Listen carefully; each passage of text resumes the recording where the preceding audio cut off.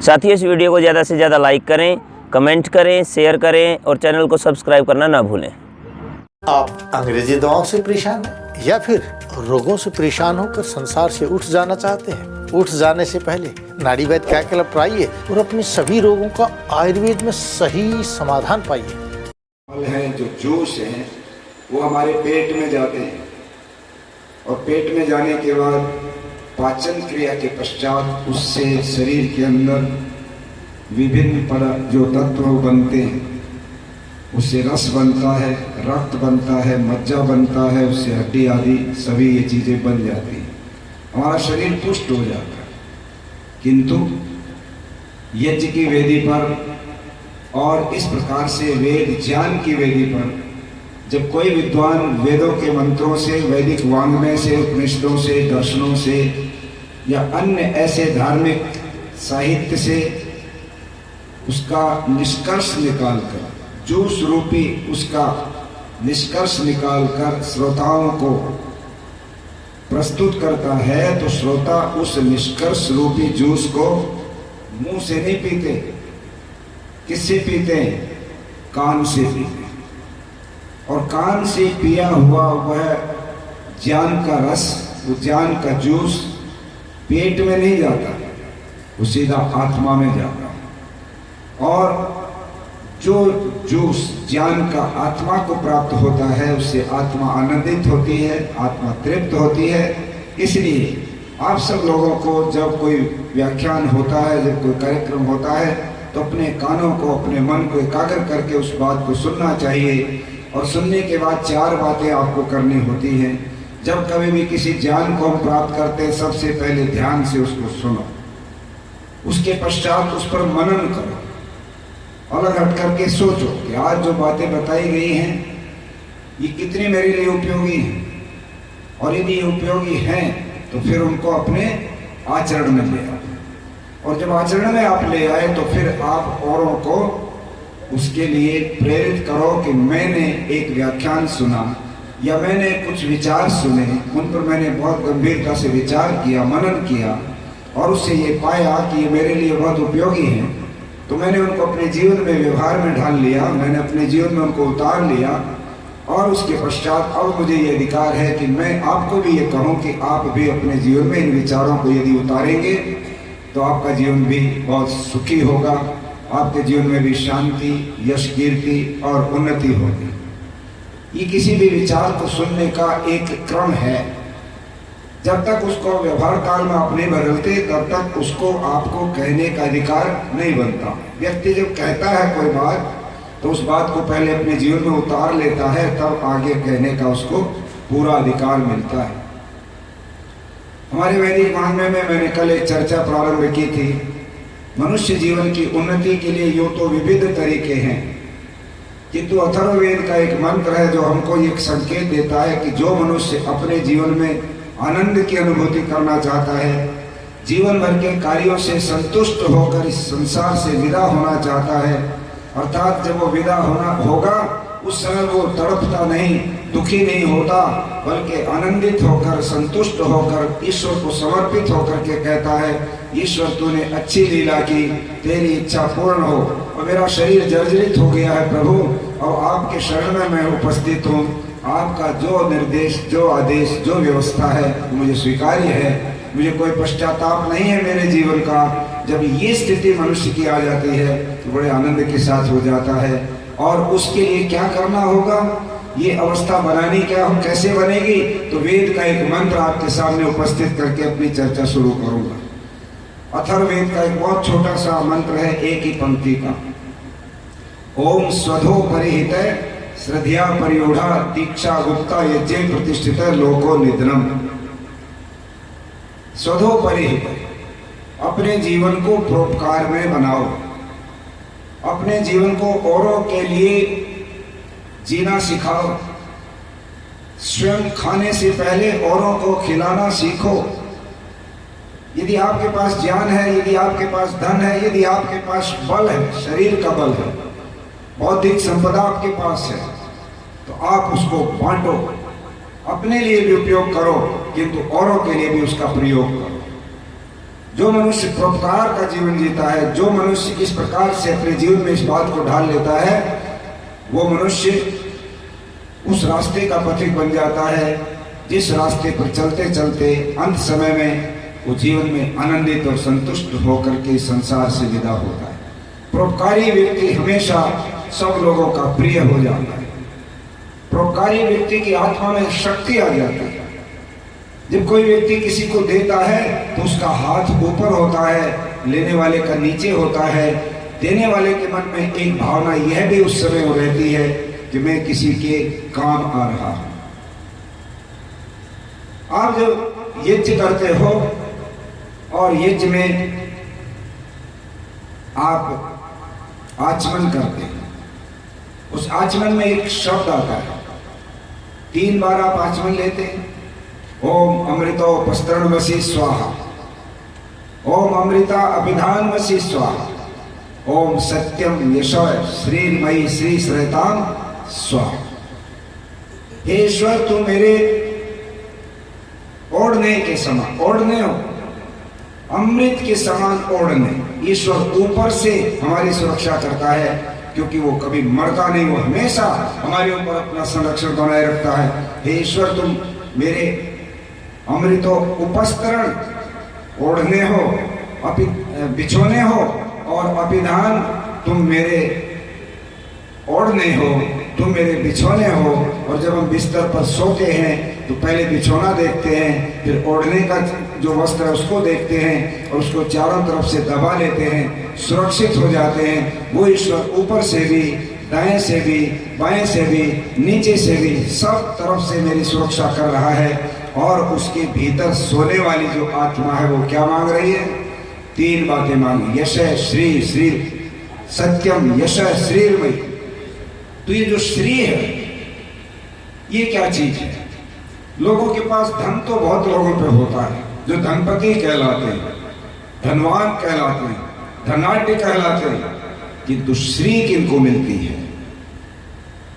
श्री उस धनवान को मिलती है, श्री उस बलवान को मिलती है, श्री उस विद्वान को मिलती है जो श्रेयधाम, जो किसी का आश्रय बनता है, किसी का सहयोगी बनता है, किसी का सहायक बनता है, किसी के दुख में काम आता है, किसी के लिए जीवन देता है, राष्ट्र के लिए अपने जीवन को समर्पित कर देता है, समाज के लिए अपने जीवन को दे देता है। और वो लोगों के अंदर जो दुखी लोग हैं उनके बीच में जाकर उनको संबल देता है, उनकी मदद करता है, वो श्रीपति कहलाता है। हम लोगों के पास जो कुछ है उसको हम इस प्रकार से लेकर के चलते हैं, ये परोपकार की भावना है। किंतु हम लोग केवल अपने लिए जीवित रहते हैं। आप अपना आत्मालोचन करके जरा देखिए, क्या कभी हमारे मन में ये संस्कार आता है कि मैं जो मेरे पास साधन है, मेरे पास जो शक्ति है, मेरे पास जो विद्या है, मेरे पास जो कुछ भी है, वो मेरे अपने सिवाय मैं और किसके लिए सोचता हूँ कि ये मुझे और किसी के लिए भी कुछ ना कुछ इसका हिस्सा निकालना चाहिए? क्या कभी हम ये सोचते हैं? और यदि ये नहीं सोचते हैं तो मैं ये मानता हूँ कि जैसे पशु और मनुष्य में कोई भेद नहीं होता, ठीक इसी प्रकार से हम भी कहीं ना कहीं पशु की तरह से ही वे सारे कार्य करते चले जाते हैं जीवन भर जो पशु भी करते हैं और मनुष्य भी करता है। पशु और मनुष्य में क्या फर्क है?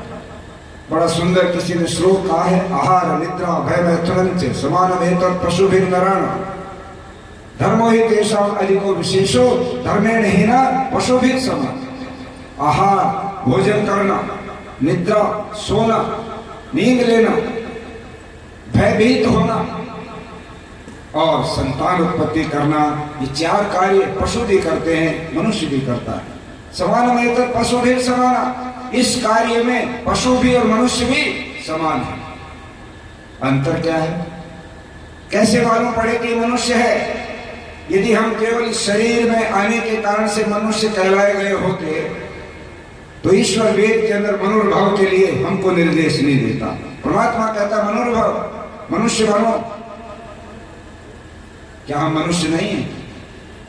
हम अपने पूर्व जन्म के कर्मों के आधार पर मनुष्य के चोले में आ गए हैं। हमारी आत्मा, हम आत्मा स्वरूप इसके अंदर आ गए हैं, किंतु हम जब तक मनुष्य नहीं कहलाएंगे तब तक कि हम मनुष्य के जो कार्य हैं, इंसानियत के जो गुण हैं, मानवता के जो गुण हैं, वो हमारे अंदर नहीं आते।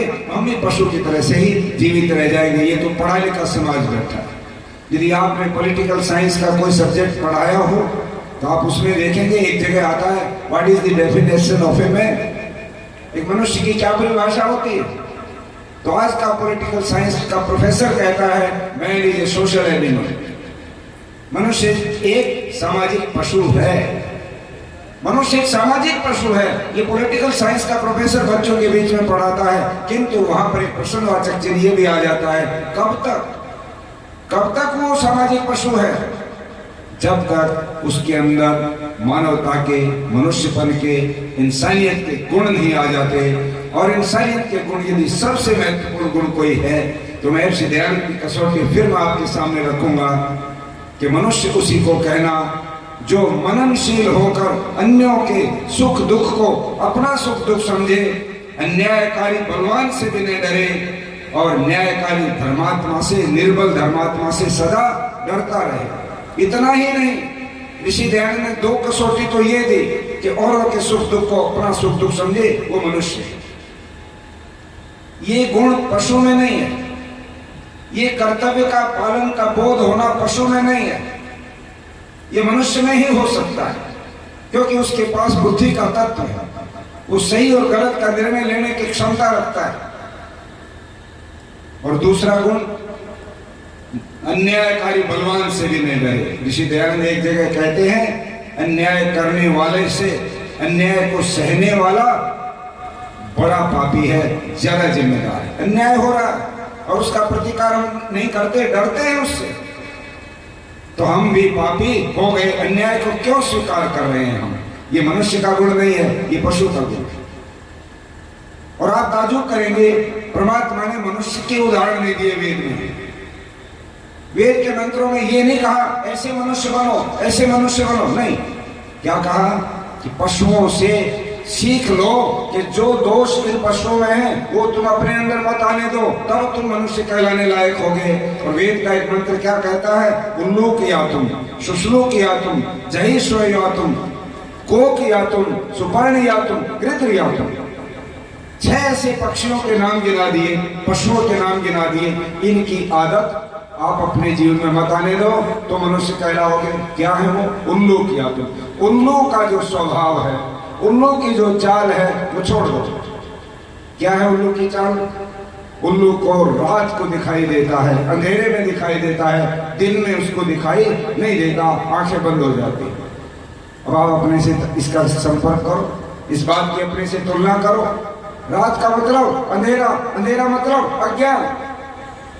यह ज्ञान नहीं है, ये प्रकाश सूर्य का ज्ञान का स्वरूप है। और अंधेरा हमारे जीवन में कोई काम नहीं आता, सिवाय इसके कि जब हम सोने के लिए तैयार होते हैं, लाइट हमारी आंखों पर ज्यादा दबाव न बनाए, लाइट ऑफ करके हम सो जाते हैं। अंधेरे में सोने के सिवाय उसका कोई उपयोग नहीं है। किंतु जब सुबह सूर्य निकलता है, अंधेरा भाग जाता है, कोने में भी ढूंढने से नहीं मिलता है, क्योंकि उस अंधेरे का जीवन में हमारे लिए कोई उपयोग नहीं है। किंतु उल्लू जो है वो अंधेरे में ही खुश रहता है, उसी में देखता है, उसी में सारे कार्य करता है।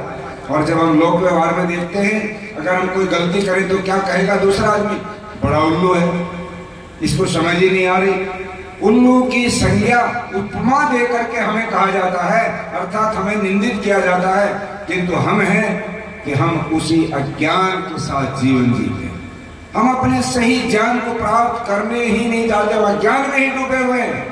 हम उल्लू की चाल को अपने जीवन से लेके जोड़ के चल रहे हैं। तो परमात्मा कहता है उल्लू किया तुम, उल्लू की चाल छोड़ो, उल्लू का स्वभाव बदलो, ज्ञानवान बनो, ज्ञान की तरफ आओ, देखो कौन सी बात सही और कौन सी गलत है। ट्रेडिशनल मत बनो कि पहले से ऐसा हो रहा है हम भी ऐसा कर रहे हैं। आपको टू डिफरेंशिएट, आपको ये अंतर करना पड़ेगा कि ये सही भी है कि नहीं है। और उसके लिए क्या करोगे? अपनी बुद्धि का, अपने विवेक का, अपने लॉजिक का और अपने सृष्टि नियम का, वेद शास्त्रों का, उसके साथ आकलन कीजिए, क्या ये चीजें जो समाज में प्रचलित हैं ये वेद के अनुसार हैं, ये सृष्टि के नियम के अनुसार हैं, ये विज्ञान के अनुसार हैं, ये लॉजिक पर खड़े उतरते हैं, ये विवेक पर खड़े उतरते हैं? यदि वो नहीं उतरते हैं तो उनको छोड़ देना चाहिए, और यदि उसके ऊपर खड़े उतरते हैं उनको स्वीकार करके जीवन में उतार लेना चाहिए। शुश्रू किया तुम, भेड़िया, शुश्रू कहते हैं भेड़िया, भेड़िए का स्वभाव बदलो। क्या है उसका स्वभाव? वो अपने से कमजोर को डराता है, दबाता है, और अपने से ताकतवर से डरता है। आप अपनी तुलना करो, हम में भी ये आदत है, मनुष्यों में भी ये आदत है। कमजोर आदमी आएगा उस पर 4 डांट लगाएंगे, उसको खूब कहेंगे क्योंकि वो कमजोर है, और थोड़ा सा भी ताकतवर आ जाए पीछे से उसकी खूब आलोचना होगी, बड़ा निकम्मा है, बड़ा शरारती है, बड़ा ये तो गुंडों को रखता है, ये तो समाज के लिए बहुत वैसा आदमी है। और अगर वो आ जाए भड़कम मच जाएगा, सब लोग उसके सामने जी हजूरी शुरू कर, अरे भाई साहब आपका तो मुकाबला ही कुछ नहीं, आप तो बड़े महान हो, तारीफ के पुल बन जाते हैं। ये मनुष्य का स्वभाव नहीं होता है। अन्यायकारी बलवान से भी मत डरो। ये शक्ति किसके पास आएगी? जो ईश्वर की व्यवस्था को जान जाता है। हमने इस दुनिया में सदा नहीं रहना, जाना है एक दिन, जाना है, रहना नहीं। मुझे अंदेशा हो आगे जगह बनाई नहीं, जाओगे किस ठोर। हम लोग लगे हैं अपने सारे उसी काम में जिसमें यहीं पर सब चीजें रह जाएंगी, आगे के लिए कोई तैयारी हमारी है नहीं। मैं कहना चाहता हूँ अथर्ववेद का जो मंत्र सबसे पहला उसका सिद्धांत है स्वधो परिहित है। आप लोग परोपकार के लिए अपने जीवन को आगे बढ़ करके उसमें समर्पित करो तो एक सीढ़ी आपके जीवन की उन्नति की तरफ चली जाएगी। आचार्य वेद प्रकाश श्रोत्री जी बड़ा सुंदर दृष्टांत सुनाया करते हैं। पहाड़ पर पानी बरसा, पहाड़ पर पानी बरसा, और वो पानी वहां पर जब पहाड़ के जो ऊंचे ऊंचे उसके टीले थे, पहाड़ नुकीले थे, बीच में गड्ढा था, कुछ पानी उस गड्ढे में रुक गया। वो पानी वहां से निकल नहीं पाया, हिलोरे ले रहा था। और पहाड़ से कहता गिरिराज मेरा रास्ता क्यों रोकते हो, मुझे जाने दो। पहाड़ में उससे पूछा, पहाड़ बोलता नहीं है, पानी बोलता नहीं है। साहित्यकार अलंकार भाषा में दोनों की बात करवा रहा है। पानी पहाड़ से कहता है गिरिराज मेरा रास्ता मत रोको, मुझे जाने दो गंतव्य की ओर। और उस समय गिरिराज पहाड़ कहता है पानी तुम कहाँ जाना चाहते हो, कौन सा है तुम्हारा गंतव्य? पानी कहता है मेरा रास्ता, मेरा गंतव्य समुद्र है, मुझे समुद्र में जाना है, इसलिए मेरा रास्ता मत रोको, मैं जाऊंगा, मैं नदी के माध्यम से समुद्र तक पहुंच जाऊंगा। तो गिरिराज में अकड़ आ गई और कहने लगा मैं तुम्हें नहीं जाने दूंगा। अगर तुम्हारे में ताकत है तो तुम अपना रास्ता निकाल लो, मेरे सामने क्यों गिड़गिड़ा रहे हो? यहाँ पर एक सिद्धांत ये भी सामने आता है, यहाँ पर हमारी बहनें बैठी हैं कि इस संसार के अंदर महिलाओं में कोमलता अधिक होती है, पुरुषों में कोमलता कम होती है। उसका स्वभाव पुरुष का कोमल नहीं होता, स्त्री का स्वभाव कोमल होता है। किंतु यदि स्त्री कोमलता से हटकर कठोरता पर आ जाए तो पुरुष से भी कहीं गुना ज्यादा उसके अंदर कठोरता का स्वभाव भी आ जाए। इसलिए लोगों ने साहित्य में, इतिहास में उसको स्त्री हट या त्रिया हट कहा, बाल हट कहा, अनेक तरह की बातें कही। पानी के अंदर कोमलता थी, किंतु जब चैलेंज आ गया, गिरिराज के अंदर कोमलता नहीं थी, वो तो पहाड़ था, उसके अंदर कठोरता ही कठोरता थी, दूसरा को था नहीं, उसने सुना ही नहीं। किंतु इसके अंदर कोमलता भी थी, कठोरता भी थी। तो पानी ने कहा यदि आपने चैलेंज किया है तो अब हम भी आपसे शक्ति के साथ टकराएंगे, अपना रास्ता बनाएंगे। और पानी ने बादल से कहा, जो उसका स्टोर है पानी का, कि और पानी भेजो, और पानी इतना दो कि ये गिरिराज के जितने भी खड़े हुए ये जो पत्थर हैं इनको उड़ा करके मैं अपना रास्ता बना दूं। बादल फटा, और इतना फटा कि आपने 4 साल 5 साल पहले देखा केदारनाथ का मंदिर भी उस फटे हुए बादल के पानी ने उड़ा डाला, और सारा का सारा 20,000 आदमी 1 घंटे के अंदर पानी में बह गए। और वो पानी अपना रास्ता बना करके बड़ी तेजी के साथ निकला और अपने रास्ते पर चल निकला। पानी ने कहा, पहाड़ तुम तो मेरे सामने केवल रास्ता रोकते थे और मैं तुमको बताता हूँ, तुम्हारी नाक को रगड़ करके मैं अपना मार्ग बनाता हूँ। और उसने अलकनंदा नदी बनाई, 1000 फुट नीचे तक पत्थर को घिसा घिसा कर पानी ने नदी बना दी। और जब वो ऋषिकेश में पहुंचा, हमने वहां पर जाकर के उस पानी से पूछा, पानी तुम तो जीत गए, तुमने तो वास्तव में अपने संकल्प की शक्ति दिखा दी, अब तुम्हारा क्या प्रोग्राम है कि मैं आगे जाऊंगा, मेरे लिए नदी नहर बनी हुई है, गंगा नहर बनी है और नदी बनी है, उस रास्ते से गंतव्य की तरफ बढ़ता चला जाऊंगा। तो बोले कि क्या सीधे चले जाओगे या और भी कुछ करोगे? पानी यहाँ पर कहता है, मैं सीधा नहीं जाऊंगा, छोटे छोटे नाले निकलेंगे, गंगा नहर से बहुत बड़ा टनल निकलेगी पानी की, जो दिल्ली में रहने वाले लोगों को पीने का साधन देगी। तो रास्ते में जो खेत है, खलिहान है, वनस्पति है, पेड़ है, पौधे हैं, उनमें मुझसे उनको हरियाली मिलेगी, उनको जीवन मिलेगा। मैं लोगों का उपकार करते हुए जाऊंगा कहीं, परंतु मैं कहीं पर रुकूंगा नहीं। यदि मैं रुक गया कहीं जोहड़ी में, कहीं किसी छोटे तालाब में, कहीं किसी गड्ढे में मैं रुक गया, तो मेरे अंदर दोष आ जाएंगे। और दोष क्या आ जाएंगे? मेरे अंदर सीवाल लग जाएगा, हरी हरी सीवाल आ जाती है जहाँ पानी रुकता है, मेरे अंदर कीड़े लग जाएंगे, मेरा जो गुण है, मेरे अंदर जो योग्यता, वो सारी नष्ट हो जाएगी और मेरा जीवन ही ठहर जाएगा। मैं गंतव्य पर जा नहीं सकता, जो जहाँ मुझे मुक्ति मिलनी है, जहाँ मुझे आनंद मिलना है, समुद्र में मैं नहीं जा पाऊंगा यदि मैं कहीं भी इस तरह से रुक गया। और वो पानी गंगा के साधन से गंगा सागर पहुंच गया। और वहां पहुंचने के बाद हमने वहीं पहुंचकर पूछा, पानी अब तो तुम अपने लक्ष्य पर पहुंच गए, अब तो तुम अपने गंतव्य पर पहुंच गए, तुम्हारा आराध्य तुमको प्राप्त हो गया ये समुद्र, अब क्या प्रोग्राम है, अब सदा यहीं रहोगे क्या? तो जो स्वाध्यायशील लोग जानते हैं कि मनुष्य जिस समय मुक्ति में चला जाता है तो मुक्ति में सदा नहीं रहता, मुक्ति में भी उसकी एक रहने की सीमा है, उसकी एक आयु है। और उसके बाद परमात्मा उन मुक्ति में रहने वाली आत्माओं को भी इस पृथ्वी पर पुनः वापस भेज देता है, फिर वो अपनी यात्रा शुरू करते हैं और फिर इसी तरह से अपना प्रोग्राम बनाकर जीवन को उन्नति की तरफ ले जाकर के मुक्ति की तरफ जाते हैं। ये विशेष सर्कल है, ये जीवन का एक बहुत बड़ा घेरा है जिसमें जीवात्माएं घूमती रहती हैं। मैं यही बात आपके साथ जोड़ करके आगे बढ़ाना चाहता हूँ कि जैसे उस पानी ने ये कहा कि मैं कहीं रुकूंगा नहीं, सीधा जाता जाऊंगा, मनुष्य रुक जाता है। उसने बहुत सारे छोटे छोटे सीमाएं बना करके अपने छोटे छोटे तालाब बना रखे हैं, कहीं मोह के संस्कार हैं, कहीं राग के संस्कार हैं, कहीं क्रोध के संस्कार हैं, कहीं लोभ के संस्कार हैं, कहीं और दूसरे ऐसे दुर्गुण हम लोगों ने अपने जीवन में बना रखे हैं जिनके दायरे में से निकल ही नहीं पाते हैं और वहीं रहकर पूरा जीवन हमारा बीत जाता है। और जो आनंद का स्रोत जिस ईश्वर के यहाँ से बह रहा है उसको प्राप्त करने से हम वंचित रह जाते हैं, जीवन छूट जाता है, फिर पैदा हो जाते हैं, फिर चले जाते हैं, फिर पैदा हो जाते हैं। हम अपने कर्तव्यों का पालन न करने के कारण इस संसार के अंदर ही घूमते रहते हैं। ये दुख सागर क्यों कहा जाता है? क्योंकि इसमें आने के बाद हम लोग जिस असली आनंद के लिए इस शरीर में भेजे थे परमात्मा ने कि उस आनंद को प्राप्त करने के लिए लग जाओ, उसको तो हम नहीं कर पाए। यहीं पर इस दुनियावी कामों में लग लग कर हम लोग चले गए और एक समय ऐसा आ जाता है जैसे इस संसार के अंदर पतन महाभारत के बाद हुआ, इस मनुष्य के जीवन में भी पतन आता है।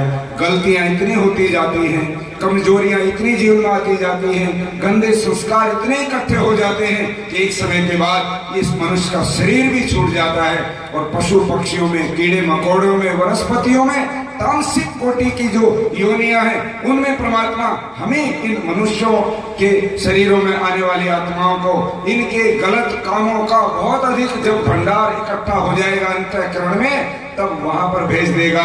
उन अंधी योनियों के अंदर पता नहीं कितना लंबा समय हमको वहां बिताना पड़ता है और उसके बाद फिर कहीं दोबारा इस मनुष्य चोले में आने का अवसर मिलता है।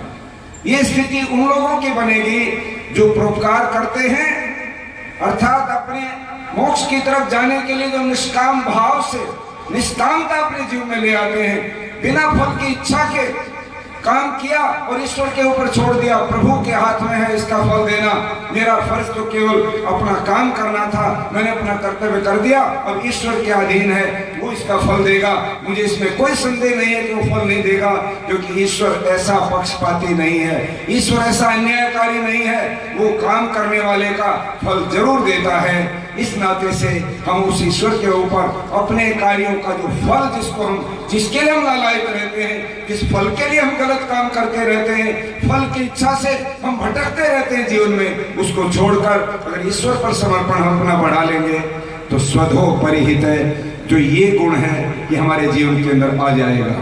परोपकार के बहुत सारे उदाहरण दिए जा सकते हैं, किंतु इतना लंबा विषय हो जाएगा, मैं उसको आगे बढ़ाते हुए इतना ही निवेदन करूंगा। सबसे पहली श्रेणी मनुष्य को उस सुख को प्राप्त करने के लिए, आनंद को प्राप्त करने के लिए यह करनी होगी कि हम स्वधोपरिहित का पालन करें, अपने जीवन में परोपकार की भावना को आत्मसात करें, उसको अपने जीवन के साथ जोड़ लें। और यदि हम उसको नहीं जोड़ते हैं तो यज्ञ में जो प्रक्रिया है, जो यज्ञ वेदी पे ही समझाई जा सकती है, हम जो यज्ञ करते हैं उसमें आपको पता है पुनरावृत्ति किस चीज की? देखो, पुनरावृत्ति दोष है काव्य में। हमारे आचार्य जी जानते, कुलदीप जी भी जानते होंगे, क्योंकि आचार्य जी तो ज्यादा जानते हो, साहित्य के भी वो विद्वान है। पुनरावृत्ति दोष है। एक कविता में फिर से वही लाइन, वही शब्द फिर दोहरा दो, ऐसा लगेगा जैसे भोजन के अंदर कोई कंकर आ गई और अचानक सारा मजा किरकिरा हो जाता है। काव्य को जानने वाला विद्वान यदि कोई पुनरावृत्ति बोलेगा कविता में तो कहेगा कि इसने तो नाश कर दिया कविता का, ये कहां से शब्द बीच में डाल दिया। काव्य में जो चीज पुनरावृत्ति दोष है, किसी भी चीज का बार बार उसको ले आना, वही अध्यात्म के अंदर, धर्म के अंदर वो पुनरावृत्ति गुण है, दोष नहीं है। और पुनरावृत्ति यज्ञ में किस चीज की होती है? बार बार जो चीज हम बार बार जिसको बोलते हैं वो है स्वाहा, वो है इदन्नमम, वो है स्वाहा, वो है इदन्नमम। और पूरे जीवन भर जिस चीज का अभ्यास हमको करते जाना है, जिस अभ्यास को हम अपना स्वभाव बना डालेंगे, वो स्वभाव अगर मनुष्य का बन गया तो वो क्या होगा? इदन्नमम का भाव हमारे जीवन के अंदर आत्मसात हो जाएगा। मुझे एक दृष्टांत याद है, मैं उसको कह के वाणी को विराम दूंगा, क्योंकि समय का मुझे आभास नहीं रहता। मैंने योगेश जी से कहा था मुझे संकेत करना, किंतु एक वो दृष्टांत दे के बात को समाप्त करता हूं। और दृष्टांत समझाने के लिए है, दृष्टांत कोई सच्चे नहीं हुआ करते, उसके अंदर जो भाव है उसको पकड़ने की जरूरत होती है। छांदोग्य उपनिषद का जो एक आख्यान है उसमें वो प्रश्न उत्तर हो रहे हैं याज्ञवल्क्य के साथ, और वो पूछ रहे हैं राजा जनक कि महाराज अगर घी ना हो तो ये कैसे करें? तो कहते हैं कि सामग्री से कर लो, कि सामग्री ना हो तो कैसे करें? तो फिर जो है समिधाओं से कर लो, समिधाएं भी ना हो तो क्या कैसे करें? तो कहते जल से कर लो। और वो फिर आगे फिर कहते कि जल भी ना हो तो कैसे करें? तो याज्ञवल्क्य ऋषि को गुस्सा आ गया कि ये राजा आलसी है, प्रश्न पर प्रश्न करता जा रहा है, ये यज्ञ में इसकी श्रद्धा नहीं है, क्यों इतने सवाल उठा रहा है? और इस सवाल का भी जवाब इसको देना ही पड़ेगा। फिर कहता राजा, इतने सवाल पूछ रहे हो बार बार, तो तुम तो खुद हो, इस शरीर के अंदर तुम्हारी आत्मा है, आत्मा का ईंधन बनाकर इस यज्ञ को कर लो। अयन तैद में आत्मा, मैं अपनी आत्मा को ईंधन बना करके उपस्थित हो रहा हूँ, यजमान कहता है, और अग्नि को प्रज्वलित करके कहता है, हे यज्ञ, तुम अग्नि, तुम ऊपर उठो, तुम उद्बुद्ध हो जाओ, और मैं अपने यज्ञ को प्रारंभ करना चाहता हूँ। इस बात के अंदर क्या भाव है कि आपके अंदर यज्ञ करने की, परोपकार करने की, आपके अंदर समर्पण की, इदन्नमम की, स्वाहा की यदि भावना है तो घी ना हो तो भी, सामग्री ना हो तो भी, समिधा ना हो तो भी आप जीवन के अंदर उस यज्ञ को कर सकते। और जिस समय उद्दालक और राजा जनक के बीच में संवाद हुआ, बहुत बड़ा यज्ञ रचाया गया, उद्दालक को निमंत्रण नहीं गया, और उद्दालक जब पता लगा कि यज्ञ हो रहा है और जनक ने हमको सूचना नहीं दी है, तो उसने अपने विद्यार्थियों को साथ लेकर, ब्रह्मचारियों को साथ लेकर के कहा, चलो हम खुद चलते हैं। और उस राजा की हिम्मत कि हमको अवॉइड करके हमारी उपेक्षा करके यज्ञ कर रहा है, उसका यज्ञ कैसे सफल हो सकता है हमारी अनुपस्थिति में। वो स्वयं चल पड़े, राजमहल के बाहर पहुंचे, द्वारपाल से कहा, राजा जनक को कहो महल से उद्दालक आए हुए हैं आपके द्वार के ऊपर अपने ब्रह्मचारियों के साथ। राजा एकदम कांप गया, घबरा गया, उसको अपनी गलती का अनुभव हो गया कि मेरी सूची में उद्दालक का नाम कट गया था नहीं।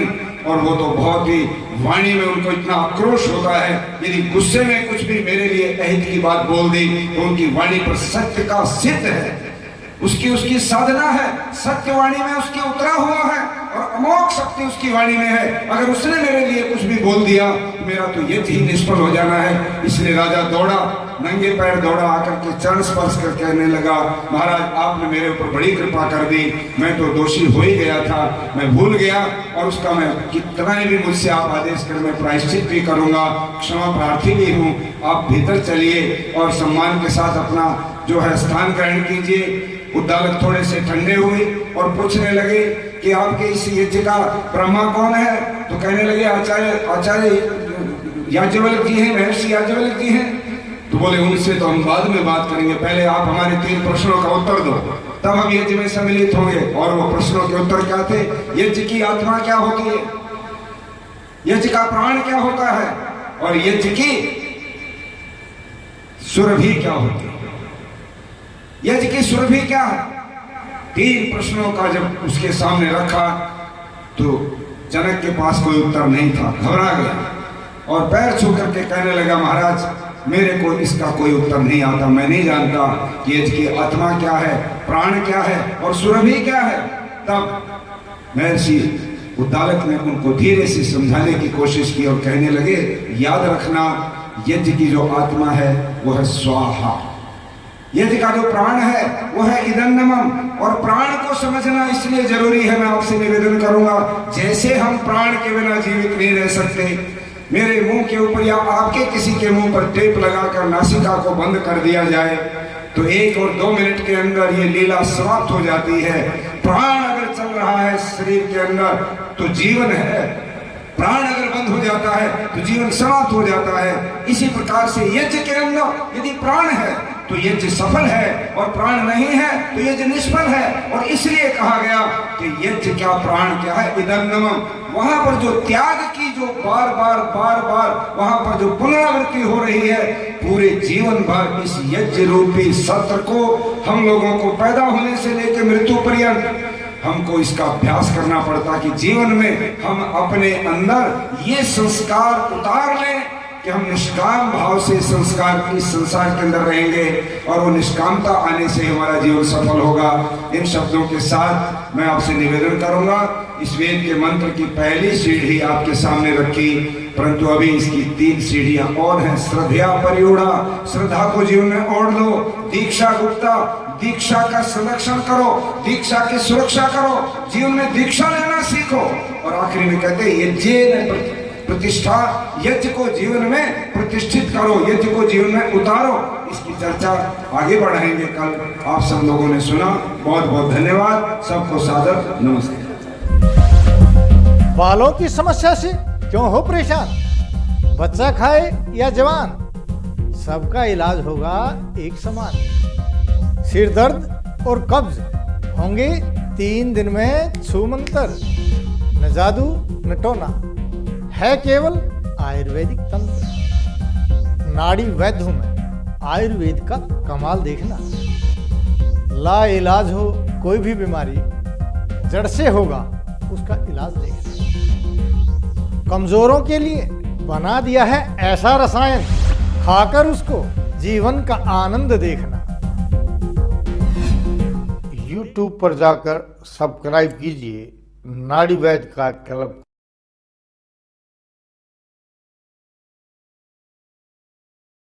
साथियों, इस वीडियो को ज़्यादा से ज़्यादा लाइक करें, कमेंट करें, शेयर करें और चैनल को सब्सक्राइब करना ना भूलें।